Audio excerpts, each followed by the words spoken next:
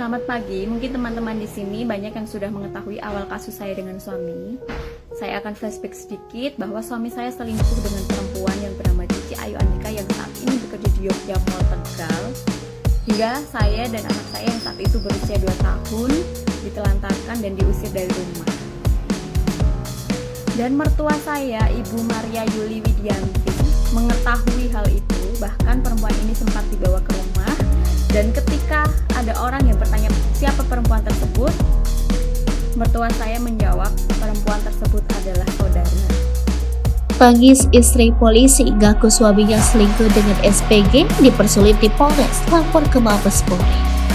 Bahara rumah tangga dialami oleh siapa saja, tak terkecuali masalah rumah tangga oknum anggota polisi ini. Disebut-sebut ada pelakor yang merusak rumah tangganya. Kasus ini diketahui setelah viral curhatan istri tentang perselingkuhan suaminya.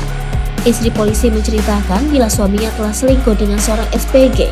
Tak pelak, curhatan istri polisi ini langsung viral di TikTok. Apalagi sang istri polisi mengaku sudah melapor ke Polres tapi dipersulit. Akibatnya, istri polisi ini mengadu ke Mabes Polri. Dengan memakai baju bayangkari, seorang istri polisi curhat mengaku diselingkuhi oleh suami. Bukan hanya diselingkuhi, wanita itu juga mengaku dituntut 100 juta rupiah oleh wanita yang diduga perebut laki orang atau pelakor.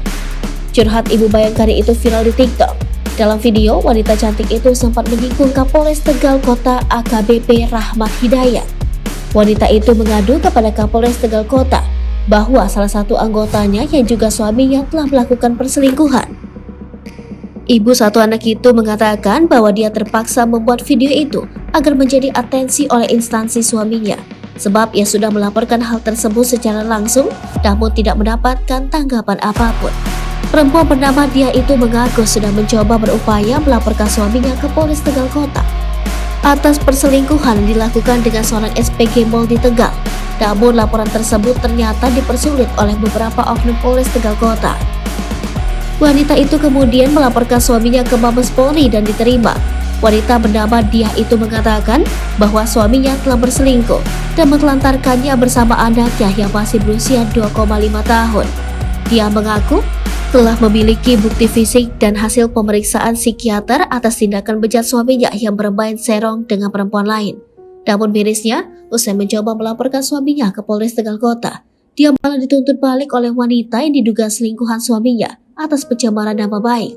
Saat itu, dia mengaku dilaporkan atas tuduhan pencemaran nama baik dan diminta kompensasi 100 juta rupiah oleh wanita yang diduga pelakor tersebut. Dia pun meminta keadilan untuknya dan untuk anaknya yang masih berusia 2,5 tahun. Sambil menangis, dia mengatakan bahwa ia sudah dizolimi. Tanpa malu, perempuan itu meminta uang 100 juta rupiah kepada saya. Dan saya sudah WhatsApp perempuan itu baik-baik, namun jawabannya tidak masuk akal, ucapnya.